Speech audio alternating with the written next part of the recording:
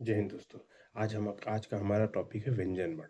तो देखिए, व्यंजन वर्ण क्या होती है ये मैं आपको पहले बता चुका हूँ कि वे वर्ण जिनके उच्चारण में स्वर की सहायता ली जाती है व्यंजन वर्ण कहलाते हैं और इनकी संख्या 33 होती है। अब जो शुरुआत के 25 वर्ण थे व्यंजन, उन्हें क्या कहते हैं? स्पर्श व्यंजन। अब स्पर्श व्यंजन क्यों कहते हैं पहले मैं आपको ये बता दूँ। देखिए, अगर हम मुंह की संरचना बनाएं, तो मुंह की संरचना बनाए तो मान लीजिए ये उसकी नाक हो गई। नाक के बाद ये उसका ऊपर का होंठ हो गया, ये उसके नीचे का होंठ हो गया और ये हो गया। अगर अंदर की बात देखें तो यहाँ पे ये उसका ऊपर वाला दांत हो गया, फिर ये वो पीछे का उठा हुआ भाग, फिर ये ऐसे आ जाता है। फिर अगर यहाँ देखें तो इसका नीचे वाला भाग हो गया, फिर ये यहाँ पे जीभ हो जाती है और ये फिर आपकी ऐसे आ जाती है। तो अब अगर इसका नाम देखो तो देखिए, ये वाला और ये वाला, ये आपके हो गए होंठ। होंठ, ठीक है? क्योंकि होंठ की सहायता से कुछ व्यंजन बोले जाएंगे, ठीक है? फिर ये हो गए उसके दांत, ये वाला भाग, और ये क्या हो गए उसके दांत, ठीक है? अब देखिए, दांत जिस भाग में गड़ा रहता है, ये वाला भाग, दांत जिस भाग में गड़ा रहता है उसको मूर्धा बोलते हैं। मूर्धा। और मूर्धा के जस्ट पीछे का भाग जो उठा रहता है, इसको हम लोग तालू बोलते हैं। तालू। और ये जो पीछे वाला भाग है यहाँ से जो बोलते हैं उसको हम कंठ बोलते हैं। तो कितने? 5 हिस्से हो गए मुंह के। एक हो गया होंठ, आगे वाला, फिर दांत जहाँ गड़ा रहता है उसको मूर्धा, और पीछे वाला भाग तालू, और ये हो गया कंठ। तो होंठ, दंत, मूर्धा, तालु, कंठ। तो अब चलिए आप देखते हैं आगे। तो देखिए, स्पर्श व्यंजन किसे कहते हैं? कि जिनके उच्चारण में जीभ का कोई भाग मुख के किसी न किसी भाग को टच करता है, ठीक है?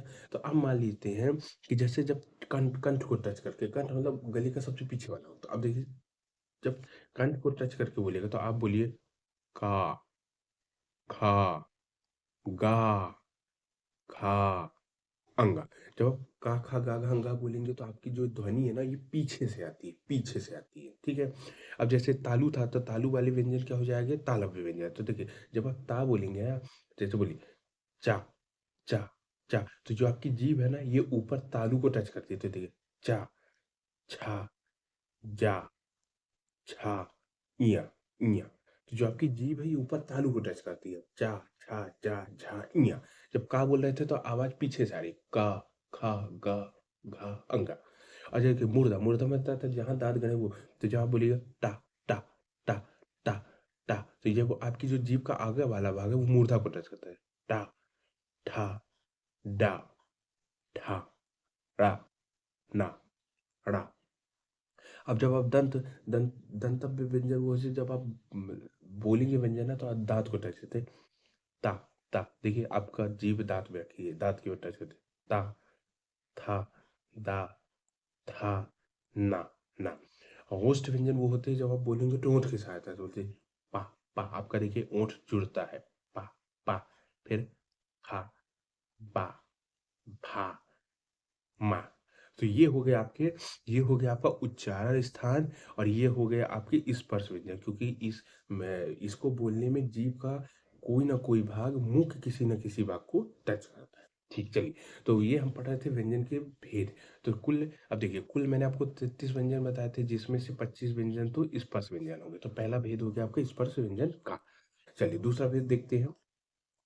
तो दूसरा है अंतस्थ व्यंजन। देखिए, अंतस्थ व्यंजन क्या होता है? जिनके उच्चारण में मुख का आकार बहुत संकुचित हो जाता है, मतलब कि ये स्वरों की भांति बोले जाते हैं। अंतस्थ मतलब अंदर से, जैसे आ, ई, ऊ, ऊ। देखिए, छोटा होता है ना, मुंह छोटा होता है, बड़ा नहीं, छोटा होता है, ठीक है ना? जब आ बोलते हैं तब थोड़ा, जैसे बड़ा बोलिए आ, तो आ बस में मुंह बहुत खुलता है सबसे ज्यादा। उसके अलावा सब में मुंह छोटा होता है।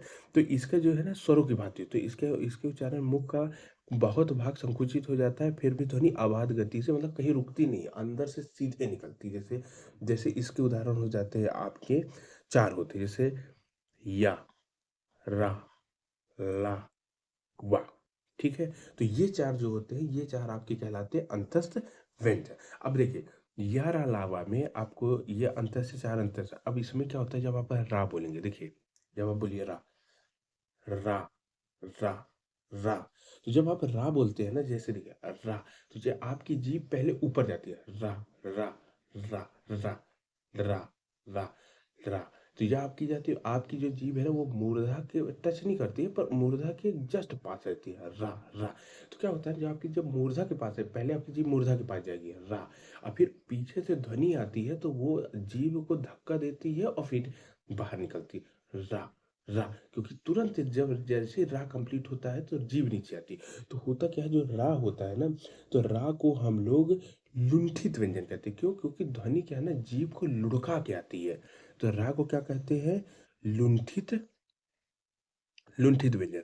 पहले जीभ मूर्धा के पास रहेगी, टच नहीं करेगी, रा, और फिर जैसे रा होता बोलते हैं, रा की ध्वनि निकलती तो जीभ नीचे होती है और ध्वनि बाहर निकलती है। तो या रा ला वा तो अंतस्थ व्यंजन है, ठीक है। लेकिन रा रा स्पेशल ये क्या है, लुंठित व्यंजन है, ठीक है। अब जब आप ला बोलिए, देखिए, जब ला बोलिए, ला ला, तो ला क्या होता है, जैसे ही ला होता है ना, ला ला ला, तो आपकी जो जीभ है वो ऊपर मूर्धा को टच करी रहेगी, ला। अच्छा, ला बोलते समय ना ध्वनि बोलने लगते हैं, और जब जीभ नीचे करते हैं तो ला कंप्लीट होता है, मतलब ला का लंबा उच्चारण, ला ला ला, मतलब कि ऊपर डीप टच रहती है, ध्वनि अगल बगल से निकलने लगी, पार्श्व से। तो ला को क्या बोलते हैं, और जैसे ही जीभ नीचे आती है तो ला कंप्लीट होता है। तो ला को बोलते हैं पार्श्विक व्यंजन भी। तो वैसे देखा जाए तो पूरा या रा लावा क्या है, अंतस्थ व्यंजन। लेकिन ला को मैंने बताया, ला क्या है, ध्वनि जीव को लुढ़का के आती है, इसलिए लुंठित व्यंजन।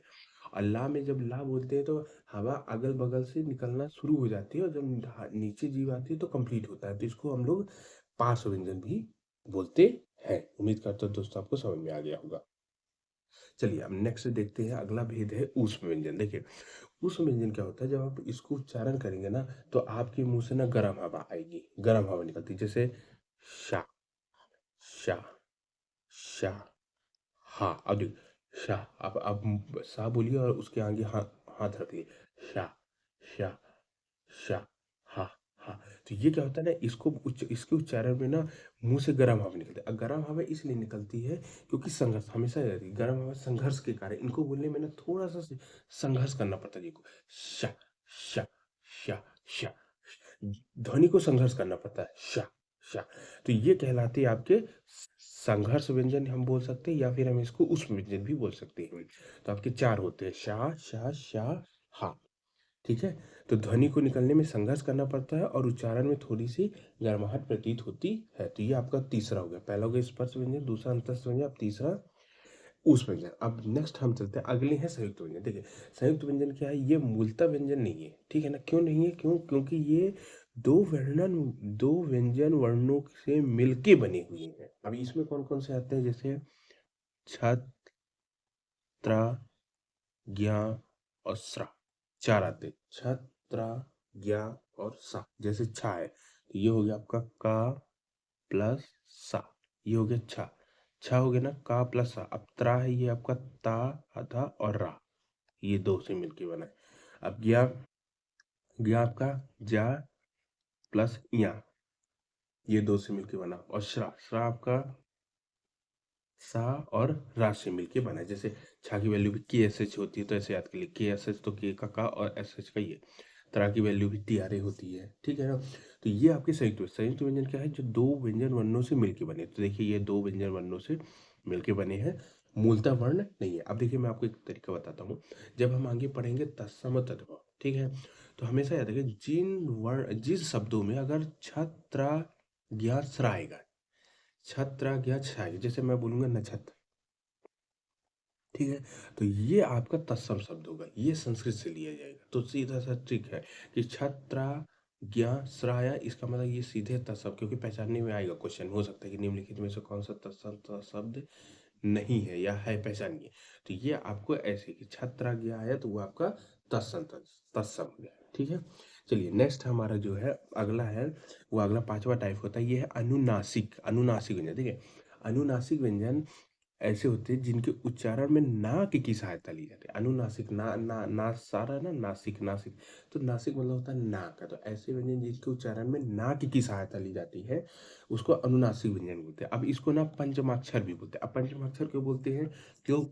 क्योंकि मैंने ये क्या होता है, ये पंचम अक्षर होते हैं। जब आप का, जैसे आप बोलेंगे का, खा, गा, घा, अंगा। ये जो अंगा है ना, ये पंचम, जैसे इसको बोलते हैं का वर्ग का पांचवा अक्षर, इसलिए ये अंगा। फिर चा वर्ग का पांचवा अय्या, टा वर्ग का पांचवा ड़ा, ता वर्ग का पांचवा ना, और पा वर्ग का पांचवा मा। तो ये जो है ना, ये पांच, ये जब आप बोलिए इंगा, न्या, णा, ना, मा, तो इसमें क्या होता है ना, इसमें ध्वनि नाक से भी निकलती है, मुंह से भी निकलती है, नाक से। इया इया, जब आप नाक के पास उंगली रख लीजिए, बोलिए इया, ना, णा, ना, मा, मतलब नाक से भी ध्वनि निकलती है। तो इसलिए इसे हम लोग अनुनासिक व्यंजन या इसे पंचमाक्षर भी कहते हैं। तो चलिए, यहाँ पे हमारा व्यंजन वाला टाइप कंप्लीट होता है। अगर आपको वीडियो पसंद है तो वीडियो को लाइक करिए और चैनल को सब्सक्राइब करिए। जय हिंद।